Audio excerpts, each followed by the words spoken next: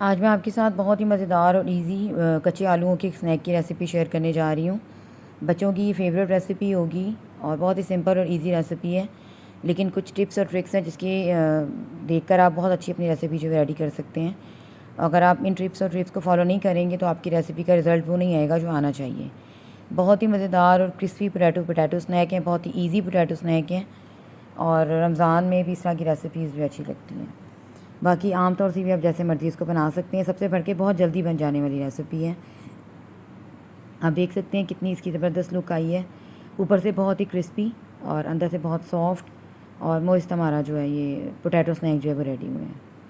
Start करते हैं अपनी रेसिपी। यहाँ पे जी मैंने 2 मीडियम साइज़ के और 2 छोटे साइज़ के आलू ले लिए थे। आपकी मर्ज़ी, आप जितने मर्ज़ी आलू यूज़ कर सकते हैं। मैं इसको अच्छी तरह से ग्रेट कर लूँगी और ये आप देख सकते हैं मैंने इसको पानी में डिप करके रखा हुआ है। ऑलरेडी नमक डाल दिया हुआ मैंने थोड़ा सा। इससे ये होता है कि आपके आलू जो है वो काले नहीं होते हैं। आप जितनी देर मर्ज़ी अगर नमक वाले पानी में डिप करके रखेंगे तो आपके जो आलू हैं वो कभी भी काले नहीं होंगे। तो ये एक पहली टिप है जो मैं आपको दे रही हूँ इस रेसिपी के लिए, क्योंकि हमने इसको ग्रेट करना है। ग्रेट करके इसका जो स्टार्च होता है वो निकालना है, तो इसलिए लाजमी आपने पानी में इसको डिप करना है।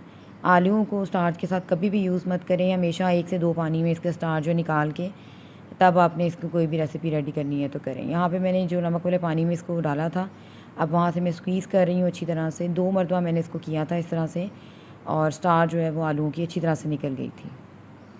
आलूओं को जो स्टार्च होती है वो हमारी हेल्थ के लिए अच्छा नहीं होता है, तो ये आपने लाजमी निकालना है जब भी कोई पोटैटो स्नैक जो है वो रेडी करना है। स्वाइप बॉयल्ड आलू के 2 मरतबा मैंने इसको निकाल दिया था और इसकी स्टार्च, और अब मैंने थोड़ा सा नमक डाल के दोबारा से आलू पर मल दिया था ताकि इसका जो बाकी पानी है वो भी निकल जाए अच्छी तरह से। और 10 मिनट्स के लिए मैंने इसको रेस्ट के लिए रख दिया था, क्योंकि हमने इसकी बाइंडिंग करनी है सिंपल कॉर्नफ्लोर के साथ, तो आपने पानी वगैरह जो है इसमें बिल्कुल भी नहीं रखना। यहाँ पे आप देख सकते हैं 10 मिनट में पानी में और पानी निकल आया था और फिर अच्छी तरह से मैंने बाकी पानी भी निकाल दिया था। और इसी तरह से अच्छी तरह से आलू को स्क्वीज़ करने से पानी वगैरह बिल्कुल नहीं रहना चाहिए।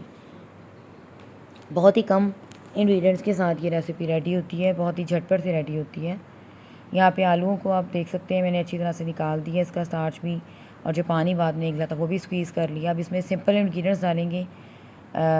मैं डाल रही हूँ कॉर्नफ्लोर बाइंडिंग एजेंट के तौर पे। बाकी half teaspoon red chilli powder डाला था मैंने, हाफ़ टी स्पून नमक डाला था, half teaspoon red chilli flakes डाली थी, थोड़ी सी मैंने काली मिर्च भी ऐड की थी। अपनी मर्ज़ी से आप बिल्कुल सिंपल खाली नमक और काली मिर्च के साथ बनाना चाहते हैं तो वो भी बना सकते हैं।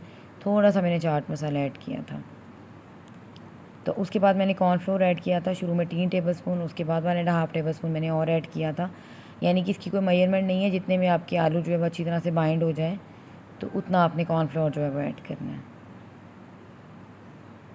पानी हमने शुरू में बड़ा अच्छा सा इसको स्क्वीज़ कर लिया था, तो इसलिए आपने बाद में पानी जो है बड़ी एहतियात से अगर 1-2 छींटे मेरी तरह ऐड करने, तो अदरवाइज़ पानी ऐड करने की ज़रूरत नहीं है कॉर्नफ्लोर में, क्योंकि हमने इसकी बाइंडिंग अच्छे से करनी है और इसी की बाइंडिंग के साथ ही ये फ्राई होंगे, तो इसलिए आपने पानी बड़ी एहतियात से इसका ऐड करना है।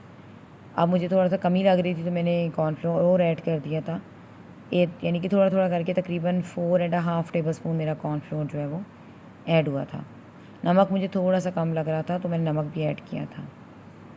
इसकी एक इतनी अच्छी सी बाइंडिंग हो जाए कि एक छोटा सा बॉल सा बनना शुरू हो जाए कोफ्तों की तरह या बॉल्स की तरह, तो बस समझ लें कि आपके स्नैक जो है वो फ्राई होने के लिए तैयार है। इस तरह से मैंने इसका साइज़ रखा था और ज़रा प्रेस करें अच्छी तरह से ताकि और कोई पानी वगैरह तो वो भी निकल जाए। अगर आपको लगे कि अभी भी इसमें थोड़ी सी नमी है तो आप बाद में और थोड़ा सा कॉर्नफ्लावर भी ऐड कर सकते हैं। तो मैं यहाँ पे शैलो फ्राई कर रही थी, एक एक करके ऐड कर रही हूँ। शैलो फ्राई से थोड़ा सा ज़्यादा ऑयल था ताकि अच्छी तरह से अंदर तक ये हो जाए। और पहले मैंने फ्लेम इसकी यानी कि आग ऑयल जो था वो गर्म था, उसके बाद फिर मैंने मीडियम लो पे इसको बनाया था ताकि अच्छी तरह से अंदर से भी ये टेंडराइज़ हो जाए। बहुत ही मज़ेदार से पोटैटो स्नैक बॉल जो हमारे रेडी है। तो बस मैं इसे डिश आउट करती हूँ और आपको दिखाती हूँ। बहुत ही सिंपल और इजी रेसिपी है, झटपट से बन जाने वाली रेसिपी है।